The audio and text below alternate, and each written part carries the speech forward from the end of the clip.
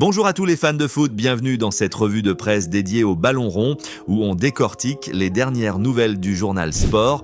Aujourd'hui, on parle de frayeur chez les stars du Barça et du Real Madrid avec des blessures qui pourraient changer la donne pour les prochaines rencontres. L'attaquant vedette du FC Barcelone, Lamine Yamal, a manqué la toute première séance d'entraînement de l'année 2026. Le journal nous apprend que cette absence est due à un malaise général qui a empêché le jeune prodige de tenir sa place sur le terrain avec ses coéquipiers. L'entraîneur Hansi Flick est actuellement dans l'expectative et devra trancher entre aujourd'hui et demain pour savoir si son ailier est apte ou non. C'est un véritable coup de stress pour le staff catalan.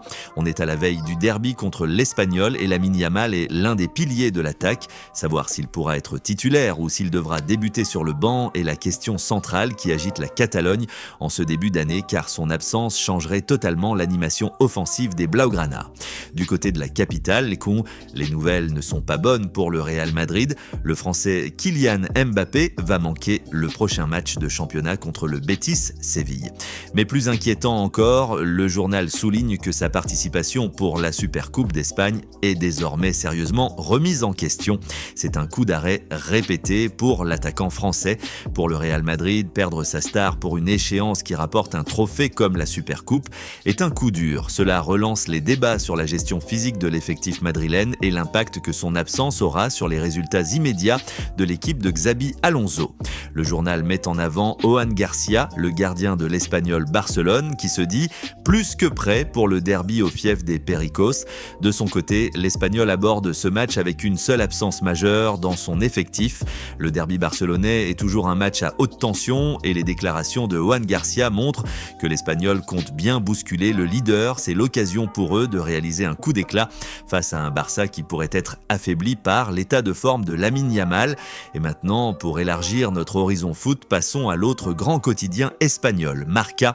Le défenseur central du Real Madrid, Antonio Rudiger, a profité de la trêve de Noël pour se rendre en Sierra Leone, le pays d'origine de sa mère. Son passage a déclenché une véritable ferveur populaire.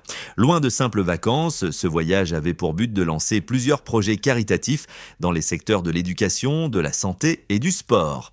Le joueur a déclaré que cette expérience lui donnait plus d'énergie que n'importe quel repos pris ailleurs. C'est un moment fort qui montre l'influence sociale des stars du football. Pour le Real Madrid, c'est le signe d'un joueur investi et ressourcé mentalement avant d'attaquer la deuxième partie de saison. Pendant que Rudiger fait preuve de solidarité, les états-majors des grands clubs, eux, ne chôment pas car le mois de janvier marque le retour des transferts.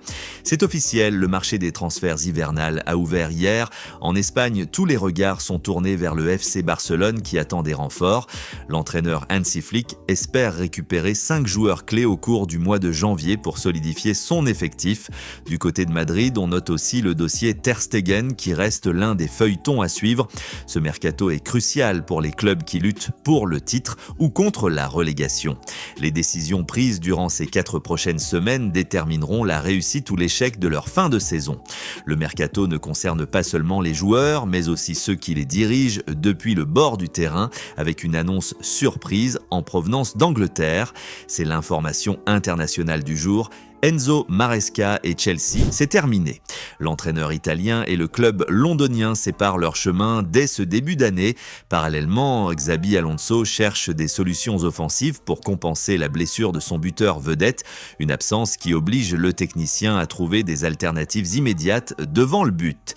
Le départ de Maresca déstabilise l'un des plus gros budgets de Premier League, tandis que la capacité de Xabi Alonso à réinventer son attaque sans son meilleur élément sera le test majeur de son début d'année 2026. Pendant que l'Espagne s'inquiète pour ses pépites et vibre pour ses stars solidaires, traversons la frontière pour voir comment la presse française lance cette nouvelle année. Le championnat de France reprend ses droits dès ce soir avec une affiche qui promet du spectacle. Le RC Lens accueille Toulouse à Bollaert à 20h45 pour le compte de la Ligue 1. Après la trêve hivernale, les 100 et or ont l'ambition de confirmer leur dynamique et de montrer qu'ils peuvent tenir tête au cador du championnat en imposant leur rythme habituel. C'est le match de reprise pour Lens. L'enjeu est de ne pas perdre de points à domicile pour rester dans la course aux places européennes. Pour Toulouse, il s'agit de voir si la coupure a permis de régler les automatismes.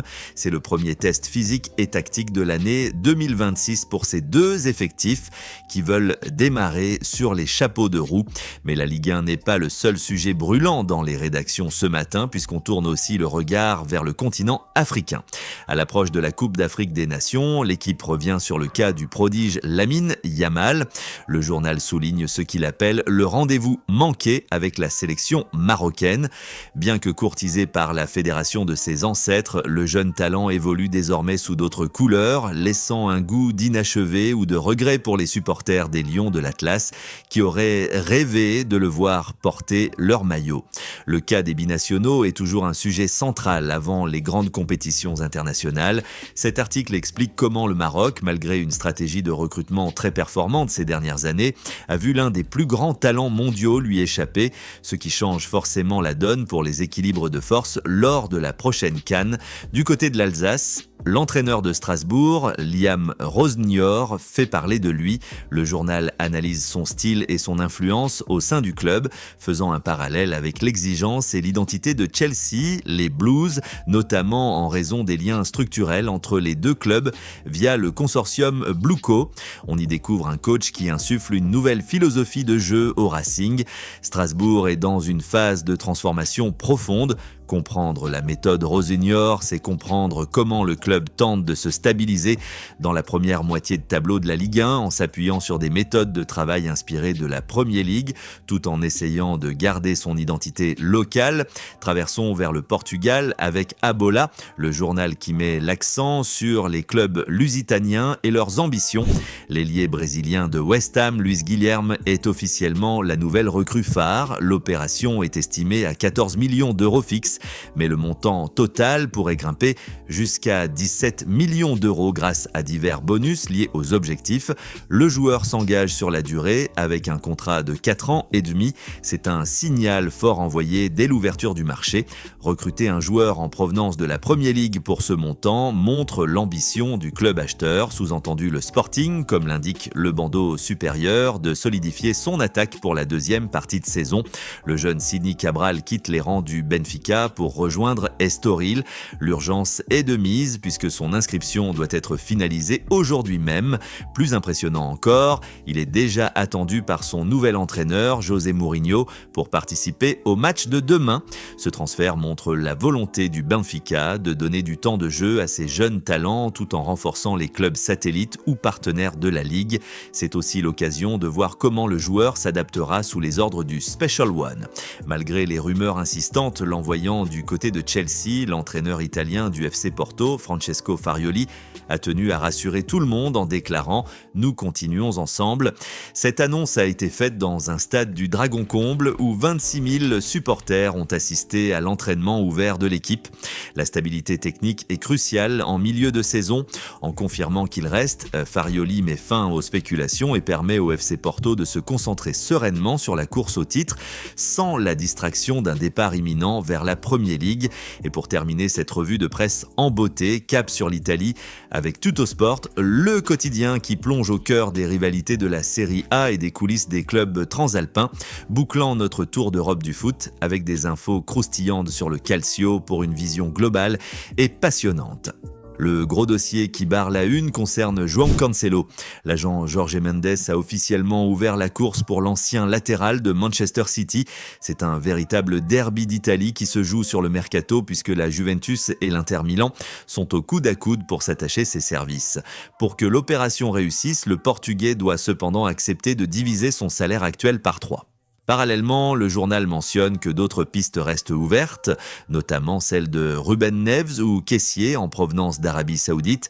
Cancelo connaît parfaitement la Série A pour avoir joué dans les deux clubs. Son retour marquerait un tournant technique majeur pour l'équipe qui remportera la mise, mais l'aspect financier reste le verrou principal de cette affaire. Luciano Spalletti, sélectionneur de l'Italie, pourrait d'ailleurs être une clé dans les discussions. Le directeur sportif Petracchi travaille activement définitivement pour le Torino avec une cible prioritaire. Belayan, de son côté, la Lazio de Rome jette son dévolu sur Ilić.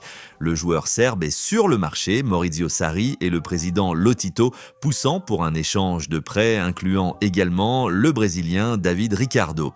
Ces mouvements montrent que les clubs de milieu de tableau cherchent à se renforcer intelligemment dès l'ouverture du mercato hivernal pour stabiliser leurs effectifs respectifs. C'est la rupture du côté de Chelsea. Après une série catastrophique d'une seule victoire lors des 7 derniers matchs et une défaite fatale contre Bournemouth, Enzo Maresca est écarté. Le journal évoque déjà des noms pour sa succession, notamment Rosenior ou Farioli. Le licenciement de Maresca confirme l'instabilité chronique du club londonien et pourrait déclencher un effet domino sur le marché des entraîneurs en Europe. Massimiliano Allegri monte au créneau. Actuellement à la lutte pour les premières places, il a déclaré que la 4e place ne lui suffisait pas. Il vise plus haut malgré le statut de favori accordé à l'Inter et au Napoli. Il a également évoqué la gestion de ses joueurs clés comme Léon et Füllkrug. Cette déclaration montre une volonté de fer de la part du technicien italien de ramener son équipe au sommet absolu, refusant de se contenter d'une simple qualification en Ligue des Champions. Voilà pour l'essentiel de l'actualité sportive décryptée. Qu'en pensez-vous? Est-ce que Cancelo doit retourner à la Juve ou à l'Inter? Dites-le moi dans les commentaires. N'oubliez pas de vous abonner, de liker la vidéo et d'activer la cloche pour ne manquer aucune de nos prochaines revues de presse. À très vite pour un nouveau point sur l'actu.